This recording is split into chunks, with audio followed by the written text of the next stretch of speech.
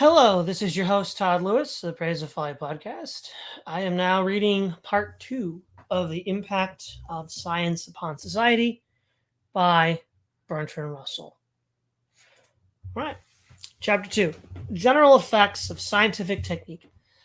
Science has, ever since the time of the Arabs, has had two functions: one, to enable us to know things, and two, to enable us to do things. The Greeks, with the exception of Archimedes, were only interested in the first of these. They had much curiosity about the world, but since civilized people lived comfortably on slave labor, they had no interest in technique. Interest in the practical uses of science came first through superstition and magic. The Arabs wished to discover the philosopher's stone, the elixir of life, and how to transmute base metals into gold. In pursuing investigations having these purposes, they discovered many facts in chemistry, but they did not arrive at any valid and important general laws, and their techniques remained elementary. However, in the late Middle Ages, two discoveries which were made had profound importance. They were gunpowder and the mariner's compass. It is not known who made these discoveries. The only thing certain is that it was not Roger Bacon.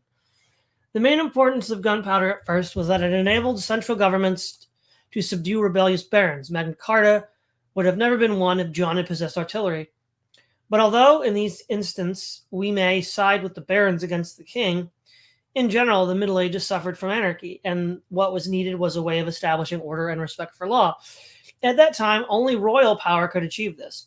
The barons had depended upon their castles, which could not stand against guns. This is why the Tudors were more powerful than earlier kings, and the same change occurred at the same time in Spain and France.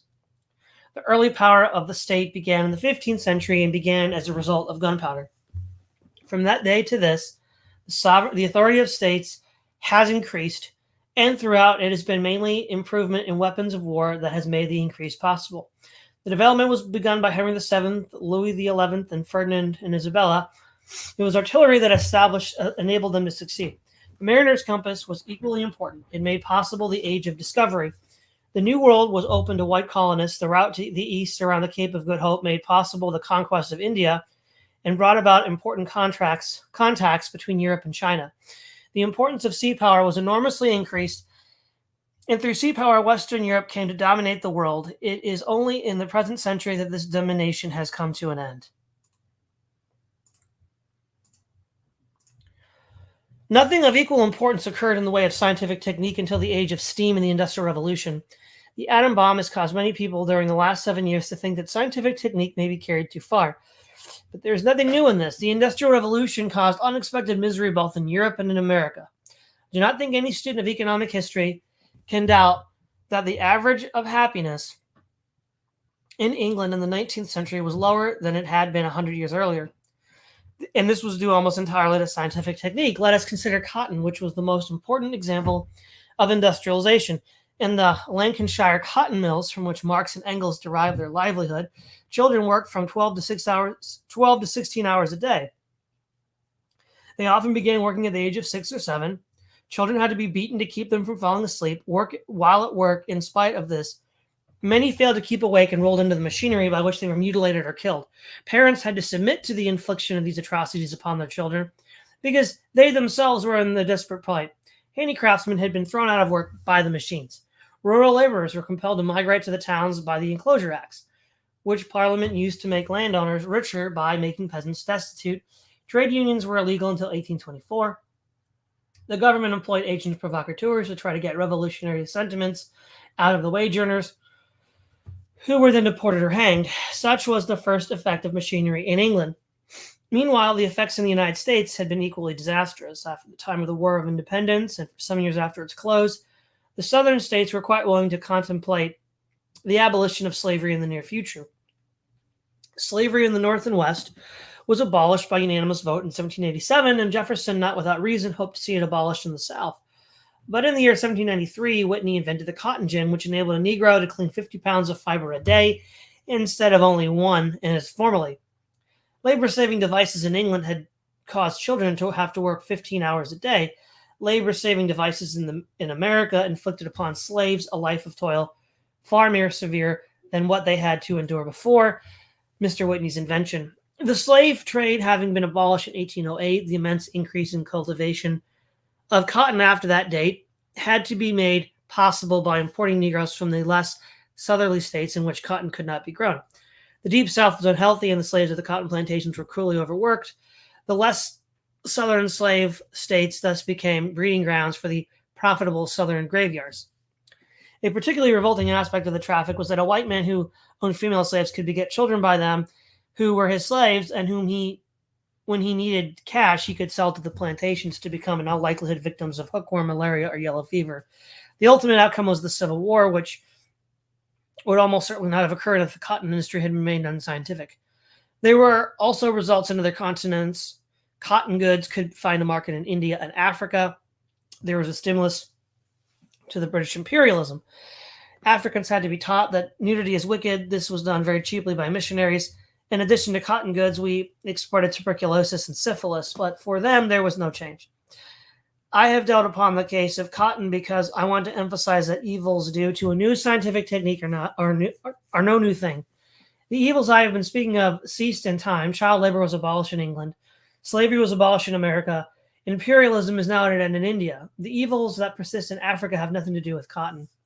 Steam, which was one of the most important elements of the Industrial Revolution, had its most distinctive sphere of operation in transport steamers and railways. The really large-scale effect of steam transportation did not develop fully until after the middle of the 19th century, when they led into the opening of the Middle West of America and the use of its grain to feed the industrialized peoples of England and New England. This led to a very general increase of prosperity and had more to do than any other single cause with Victorian optimism. It made possible a very rapid increase in population in every civilized country except France, where the Code Napoleon had prevented it by decreasing equal division of man's property among all his children, and where a majority were peasant proprietors owning very little land.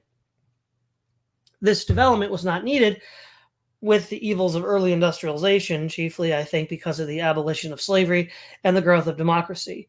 Irish peasants and Russian serfs who were not self-governing continued to suffer. Cotton operatives would have continued to suffer if English landowners had been strong enough to defeat Cobden and Bright. The next important stage in the development of scientific technique is connected with electricity and oil and the internal combustion engine. Long before the use of electricity as a source of power, it was used in the telegraph.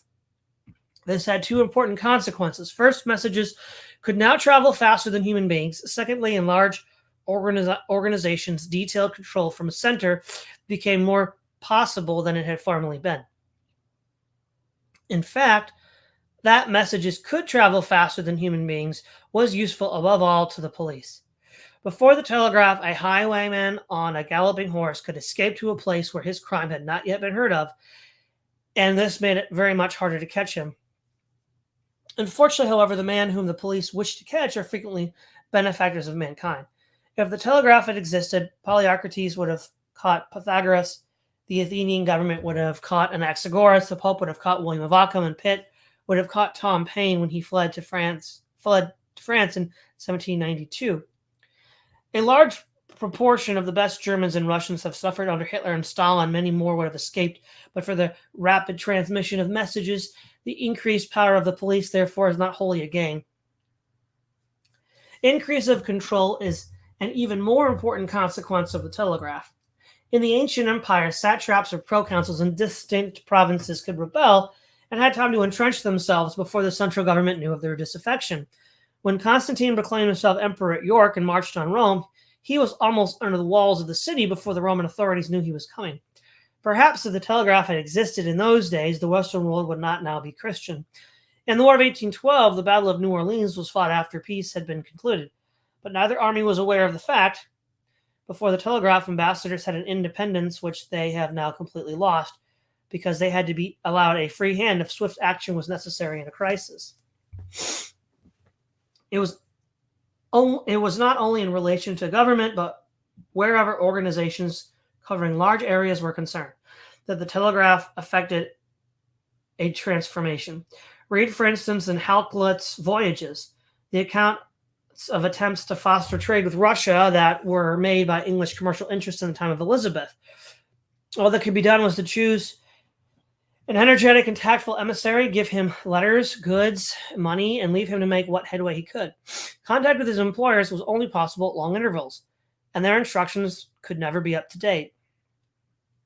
The effect of the telegraph was to increase the power of the central government and diminish the initiative of distinct subordinates. This applied not only to the state, but to every geographically extensive organization. We shall find that a great deal of scientific technique has a similar effect. The result is that fewer men have executive power because those few have more power than just such men had formerly. In all these respects, broadcasting has completed what the telegraph began. Electricity as a source of power is much more recent than the telegraph and has not yet had all the effects of which it is capable. As an influence on social organization, its most notable feature is the importance of power stations, which inevitably promote centralization. The philosophers of Lapida could reduce a rebellious dependency to submission by interposing their floating island between the rebels and the sun. Something very analogous can be done by those who control power stations as soon as a community has become dependent upon them for lighting and heating and cooking. I lived in America in a farmhouse which depended entirely upon electricity, and sometimes in a blizzard the wires would be blown down. The resulting inconvenience was almost intolerable. If we had been deliberately cut off for being rebels, we should soon have had to give in. The importance of oil and the internal combustion engine in our present technique is obvious to everybody. For technical reasons, it is advantageous if oil companies are very large, since otherwise they cannot afford such things as long pipelines. The importance of oil companies in the politics of the last 30 years has been generally recognized. This applies especially to the Middle East and Indonesia. Oil is a serious source of friction between the West and the USSR and tends to facilitate friendliness towards communism in some regions that are strategically important to the West. But what is of most importance in this connection is the development of flying. Aeroplanes have increased immeasurably the power of governments. No rebellion can hope to success unless it is favored by at least a portion of the Air Force. Not only has air warfare increased the power of governments, but it has increased the disproportion between great and small powers. Only great powers can afford a large air force. And no small power can stand against a great power which has secure air superiority. This brings me to the most recent technical application of physical knowledge. I mean the utilization of atomic energy. It is not yet possible to estimate its full perfect uses. Perhaps it will become a source of power for certain purposes, thus carrying further the concentration at present represented by power stations. Perhaps it will be used as the Soviet government says it intends to use it to alter physical geography by abolishing mountains and turning deserts into lakes. But as far as can be judged at present, atomic energy is not likely to be as important in peace as in war. War has been, throughout history, the chief source of social cohesion, and since science began, it has been the strongest incentive to technical progress. Large groups have a better chance of victory than small ones, and therefore the usual result of war is to make states large. In any given state of technique, there is a limit to size. The Roman Empire was stopped by the German force and African deserts. The British conquests in India were halted by the Himalayas. Napoleon was defeated by the Russian winter. And before the telegraph, large empires tended to break up because they could not be effectively controlled from the center. Communications have been hitherto the chief factor limiting the size of empires. In antiquity, the Persians and the Romans depended upon roads, but since nothing traveling faster than horses, empires had become unmanageable when the distance from the capital to the frontier was very great. The difficulty was diminished by railways and the telegraph and is on the point of disappearing with the improvement of the long-range bomber. There would now be no technical difficulty about a single worldwide empire. Since war is likely to become more destructive of human life than it has been in recent centuries, unification under a single government is probably necessary unless we are to acquiesce in either a return to barbarism or the extinction of the human race. There is, it must be confessed, a psychological difficulty about a single world government. The chief source of social cohesion in the past, I repeat, has been war. The passions that inspire a feeling of unity are fear and hate. These depend upon the existence of an enemy, actual or potential. It seems to follow that a world government could only be kept in being by force, not by the spontaneous loyalty that now inspires a nation at war. I will return to this problem at a later stage.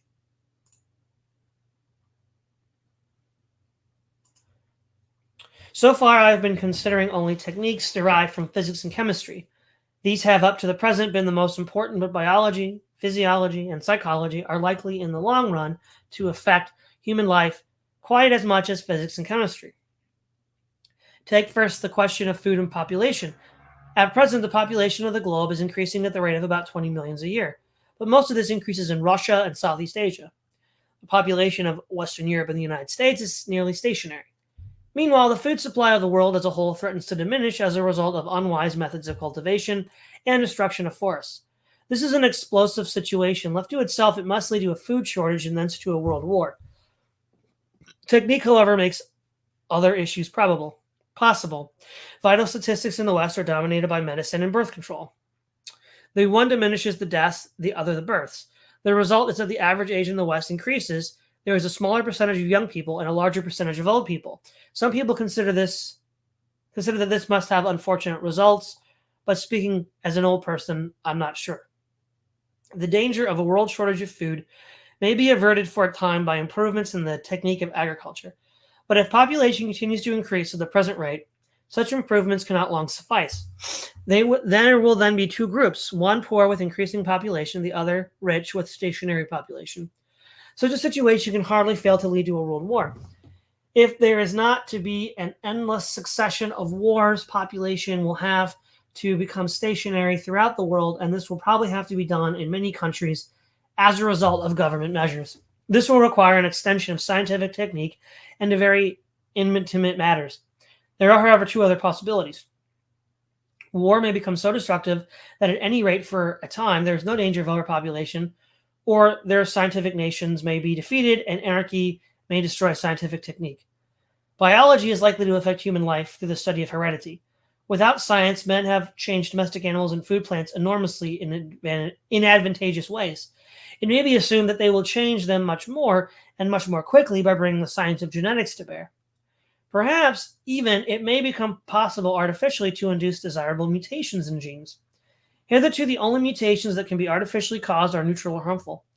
In any case, it is pretty certain that scientific technique will soon effect great improvements in the animals and plants that are useful to men. When such methods of modifying the congenital character of animals and plants have been pursued long enough to make their success obvious, it is probable that there will be a powerful movement for applying scientific methods to human propagation. There would at first be strong religious and emotional obstacles to the adoption of such a policy, but suppose, say, Russia were able to overcome these obstacles and to breed a race stronger, more intelligent, and more resistant to disease than any race of man that has hitherto existed, and suppose that other nations perceive that unless they follow suit, they would be defeated in war, then either the other nations would voluntarily forgo their prejudices, or after defeat, they would be compelled to forgo them. Any scientific technique, however beastly, is bound to spread itself if useful in war. Until such time as men decide that they have had enough of war and henceforth live in peace, as that does not seem to be at hand, scientific breeding of human beings must be expected to come about. I shall return to this subject in a later chapter.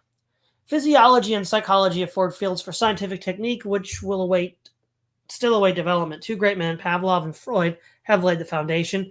I do not accept the view that they are in any central conflict, but what structure will be built on their foundations is still in doubt. I think the subject which will be of most importance politically is mass psychology.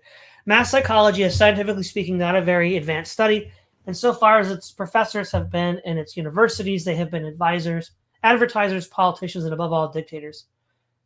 This study is immensely useful to practical men. Whether they wish to become rich or to acquire the government, it is, of course, as a science founded upon individual psychology, but hitherto has employed a rule of thumb, methods which were based upon kind of intuitive common sense. Its importance has been enormously increased by the growth of modern methods of propaganda. Of these, the most influential is what is called education. Religion plays a part, though a diminishing one. The press, the cinema, and the radio play an increasing part. What is essential in mass psychology is the art of persuasion. If you compare a speech of Hitler with a say of Edmund Burke, you will see what strides have been made in the art since the 18th century. What went wrong formerly was that people had read in books that man is a rational animal and framed their arguments on this hypothesis.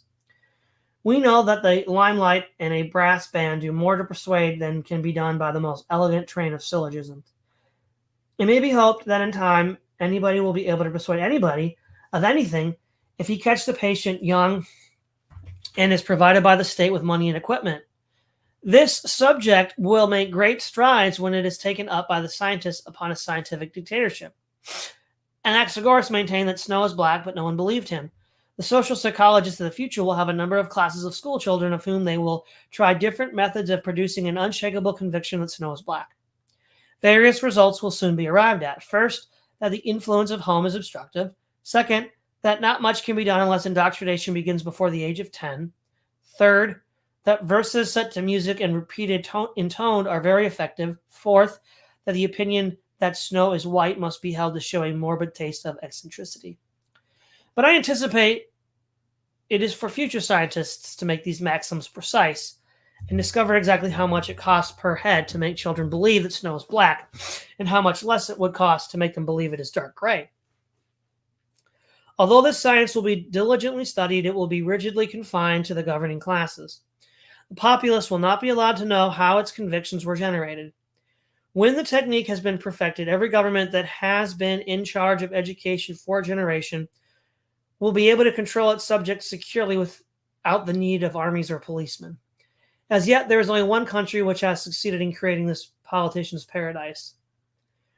The social effect of scientific technique have already been many and important and are likely to be more noteworthy in the future. Some of these effects depend upon the political and economic character of the country concerned. Others are inevitable, whatever this character may be. I propose in this chapter to consider only the inevitable effects. The most obvious and inescapable effect of scientific technique is that it makes society more organic, in the sense of increasing the interdependence of its various parts. In the sphere of production, this has two forms. There is first the very intimate interconnection of individuals engaged in a common enterprise, e.g., in a single factory. And secondly, there is the relation, less intimate but still essential, between one enterprise and another. Because of this, each of these becomes more important with every advance in scientific technique. A peasant in an unindustrialized country may produce almost all of his own food by means of very inexpensive tools. These tools, some of his clothes, and a few things such as salt are all that he needs to buy. His relations with the outer world are thus reduced to a minimum. So long as he produces, with the help of his wife and children, a little more food than the family requires, he can enjoy an almost complete independence, though at the cost of hardship and poverty. But in a time of famine, he goes hungry, and probably most of his children die. His liberty is so dearly bought that few civilized men would change places with him. This was the lot of most of the population of civilized countries to the rise of industrialism. Although the peasant's lot is in any case a hard one, it is apt to be rendered harder by one or both of two enemies, the moneylender and the landowner. In any history of any period, you will find roughly the following gloomy picture. At this time, the old hardy yeoman stock has fallen on evil days. Under threat of starvation from bad harvests, many of them had borrowed from urban landlords who had none of their traditions and their ancient piety or their patient courage. Those who had taken this fatal step became, almost inevitably, the slaves or serfs of members of the new commercial class. And so the sturdy farmers who had been the backbone of the nation were submerged by supple men who had the skills to amass new wealth by dubious methods. You will find substantially this account in the history of Attica before Solon, of Latium after the Punic Wars, of England in the early 19th century, of Southern California, as depicted in Norris's Octopus, or of India under the British Raj, and of these reasons which have led Chinese peasants to support communism. The process, however regrettable, is an unavoidable stage in the integration of agriculture into a larger economy. By way of contrast with the primitive peasant, consider the agrarian interests in modern California or Canada or Australia or the Argentine. Everything is produced for export, and the prosperity to be brought by exporting depends upon such distant matters as war in Europe or martial aid or the devaluation of the pound. Everything turns on politics, on whether the farmer bloc is strong in Washington, whether there is reason to fear that Argentine may make friends with Russia, and so on. There may still be nominally independent farmers, but in fact they are in the power of the vast financial interests that are concerned in manipulating political issues. The independence is in no degree lessened. Perhaps it is even increased if the countries concerned are socialist, as for example if the Soviet government and the British government make a deal to exchange food for machinery. All this is the effect of scientific technique in agriculture. Malthus, at the beginning of the 19th century, wrote, "In the wilderness of speculation It has been suggested, of course, more in jest than in earnest, that Europe should grow its corn in America and devote itself solely to manufactures and commerce. It turned out that speculation was by no means wild. So much for agriculture. In industry, the integration brought about by scientific technique is much greater and more intimate.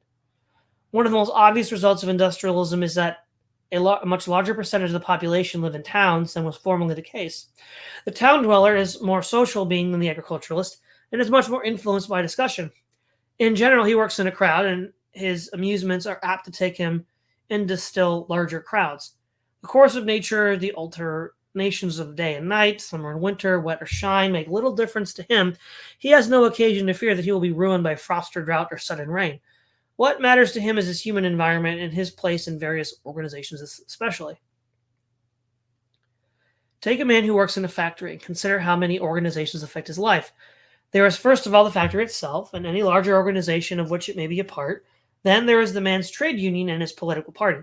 He probably gets house room from building society or public authority. His children go to school. If he reads a newspaper or goes to a cinema or looks at a football match, these things are provided by powerful organizations.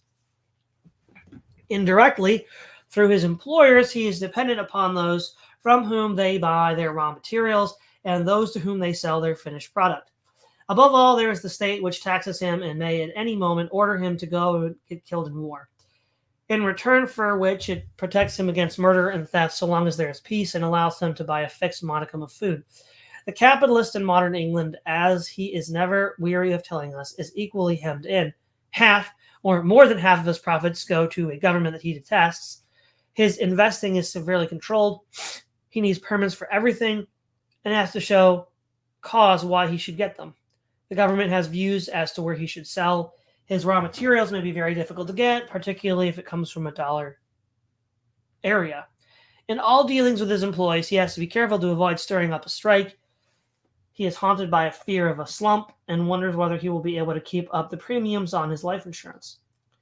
He wakes in the night in a cold sweat, having dreamed that war has broken out in his factory and his house and his wife and his children have all been wiped out. But although his liberty is destroyed by such a multiplicity of organizations, he's busy trying to make more of them. New armed units, Western Union, Atlantic Pact lobbies, and fighting unions of manufacturers. In nostalgic moments, he may talk about laissez-faire, but in fact, he sees no hope of safety except in new organizations to fight against existing ones that he dislikes, for he knows that as an isolated unit, he would be powerless, and as an isolated state, his country would be powerless. The increase of organization has brought into existence new positions of power. Everybody has to have executive officials in whom at any moment its power is concentrated. It is true that officials are usually subject to control, but the control may be slow and distant. From the young lady who sells stamps in a post office all the way up to the prime minister, every official is invested for the time being, with some part of the power of the state. You can complain to the young lady if her manners are bad, and you can vote against the prime minister at the next election if you disapprove of his policy.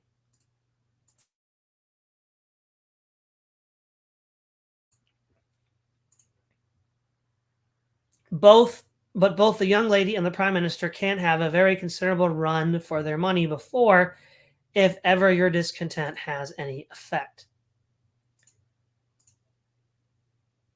This increase in the power of officials is a constant source of irritation to everybody else.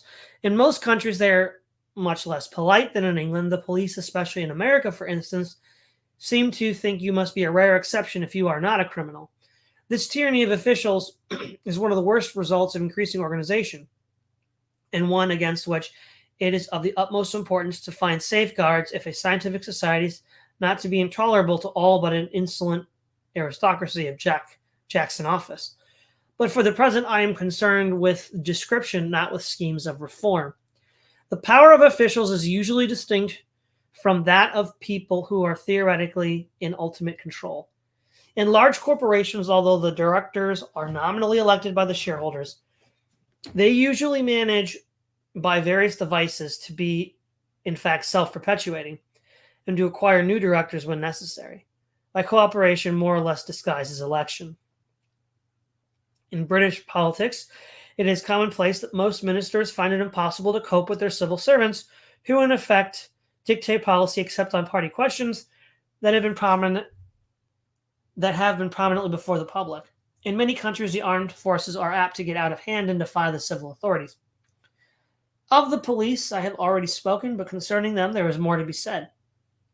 In countries where the communists enter coalition governments, they always endeavor to make sure of control of the police. When once this is secured, they can manufacture plots, make arrests, and extort confessions freely.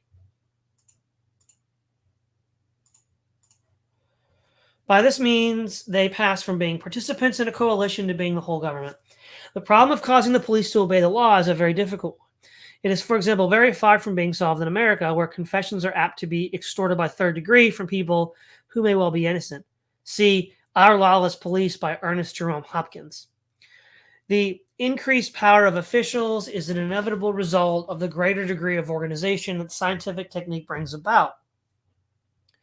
It has the drawback that it is apt to be an irresistible behind-the-scenes power, like that of emperors, eunuchs, and kings' mistresses in former times. To discover ways of controlling it is one of the most important political problems of our time. Liberals protested successfully against the power of kings and aristocrats. Socialists protested against the power of capitalists. But unless the power of officials can be kept within bounds, socialism will mean little more than the substitution of one set of masters for another. All the former power of the capitalists will be inherited by the official. In 1942, when I lived in the country in America, I had a part-time gardener who spent the bulk of his working day making munitions. He told me with triumph that his union had secured the closed shop. A little while later, he told me without triumph that the union dues had been raised and the extra money went wholly to increase the salary of the secretary of the union. Owing to what was particularly a war situation between labor and capital, any agitation against the secretary could be represented as treachery. This little story illustrates the helplessness of the public against its own officials, even when there's a nominally complete democracy. One of the drawbacks to the power of officials is that they are apt to be quite remote from the things they control. What do men in the education office know about education? Only what they dimly remember of their public school and university some 20 or 30 years ago. What does the Minister of Agriculture know about mangled wurzels? Only how they are spelt. What does the Foreign Office know about modern China? After I had returned from China in 1921, I had some dealings with the permanent officials who determined British Far East policy and found their ignorance unsurpassed except by their conceit. America has invented the phrase yes men for those who flatter great executives. In England, we are more troubled by no men who make it their business to employ clever ignorance in opposing and sabotaging every scheme suggested by those who have knowledge and imagination and enterprise. I'm afraid our no men are 1,000 times more harmful than the American yes men. If we are to recover prosperity, we shall have to find ways of emancipating energy and enterprise from the frustrating control of constitutionally timid ignoramuses. Owing to increase of organization, the question of the limits of individual liberty needs completely different treatment from that of the 19th century writers such as Mill. The acts of a single man are, as a rule, unimportant, but the acts of groups are more important than they used to be. Take, for example, refusal to work. If one man on his own initiative chooses to be idle, that may be regarded as his own affair. He loses his wages and there is an end of the matter. But if there is a strike in a vital industry, the whole community suffers. I'm not arguing that the right to strike should be abolished. I'm only arguing that it is to be preserved.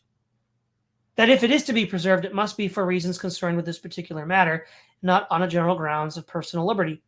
In a highly organized country, there are many activities which are important to everyone and without which they would be widespread hardship. Matters should be so arranged that large groups seldom think it is in their interest to strike. This can be done by arbitration and conciliation, or as under the dictatorship of the proletariat, by starvation and police action. But in one way or another, it must be done in an industrial society if it is to prosper. War is a more extreme cause than strike, but raises very similar questions of principle. When two men fight a duel, the matter is trivial, but when 200 million men fight over 200 million other people, the matter is serious. And with every increase of organization, war becomes more serious. Until the present century, the great majority of the population even in nations engaged in such contests as the Napoleonic Wars, were still occupied with peaceful pursuits and, as a rule, little disturbed in their ordinary habits of life.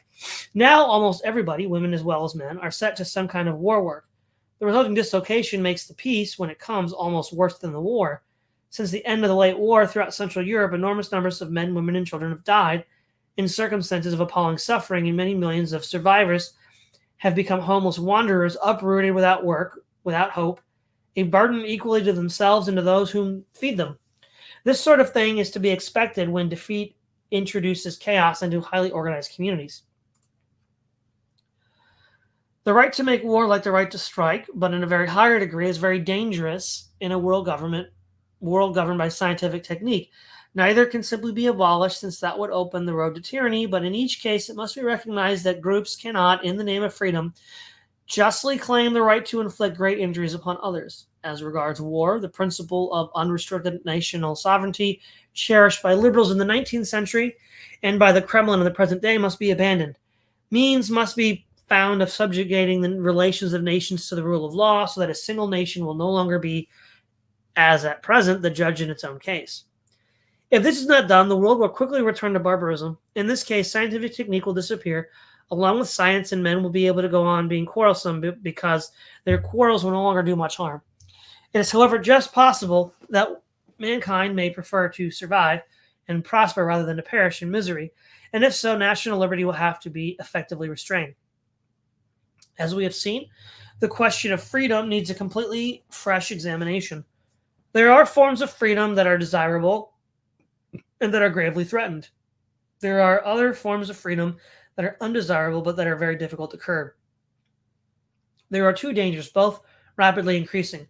Within any given organization, the power of officials, or of what we may be called the government, tends to become excessive and to subject individuals to various forms of tyranny.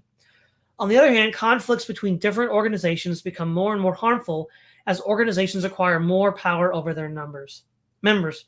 Tyranny within and conflict without are each other's counterparts. Both spring from the same source, the lust for power. A state which is internally despotic will be extremely warlike in both respects, because the men who govern the state desire the greatest attainable extent and intensity of control over the lives of other men.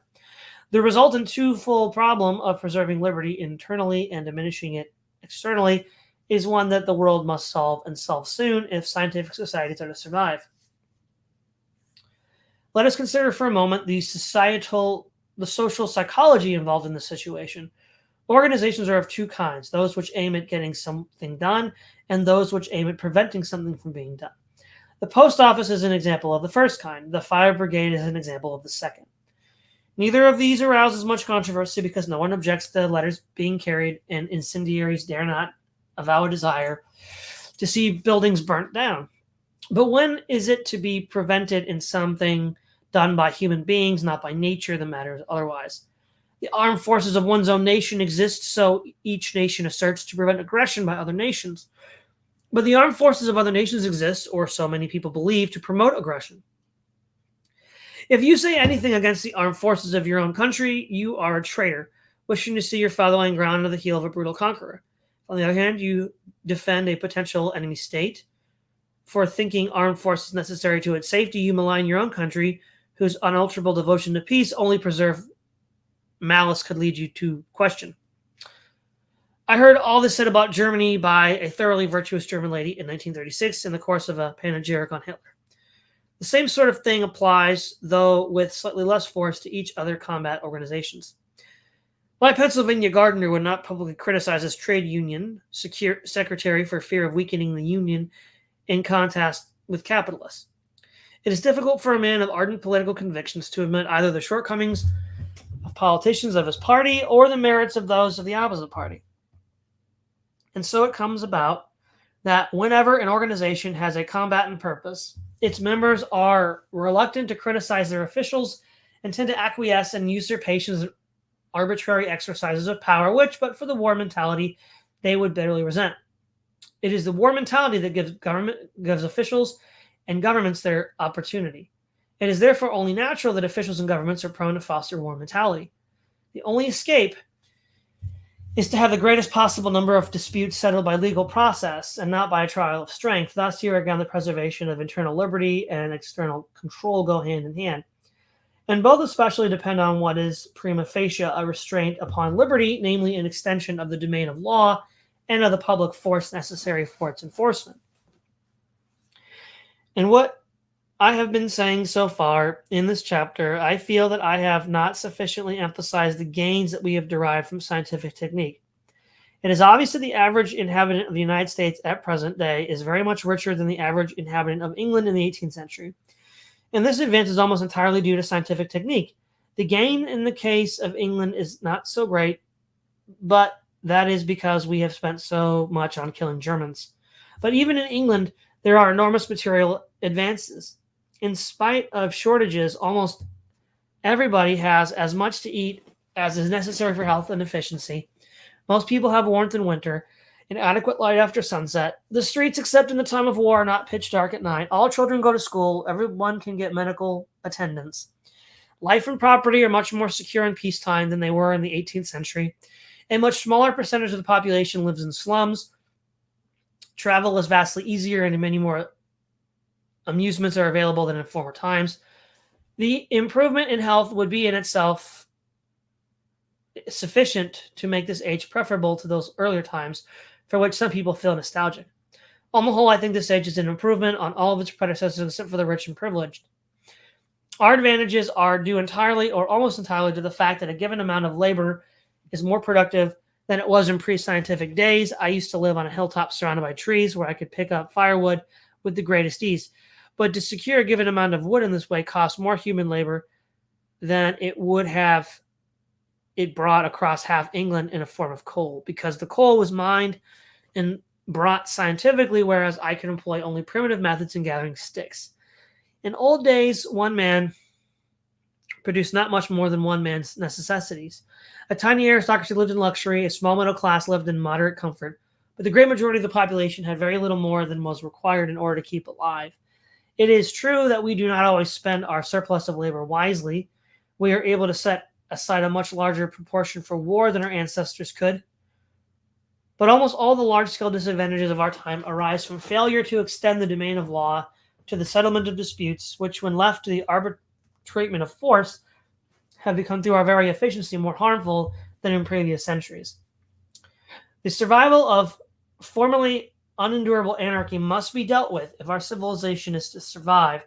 Where liberty is harmful, it is to the law that we must look. All right, that's all we have for today. One thing, I see you're in the chat now, Middleton Walker. I did not see your super chat from the first installment of the Impact of Science on Society. So I'll read that now. For $4.99 US, thank you, Middleton Walker. $5 feels paltry considering what you're worth. I think you sent that to me probably right as I was ending the stream. So I saw it now. Let's see. Hello, GF, Corbin, Poor Peasant. Let's see. Hashima Wan and Middleton Walker. All right. Tune in next week for part 3 of the Impact of Science on Society. This is Ty Lewis of the Pears of Folly podcast, signing off.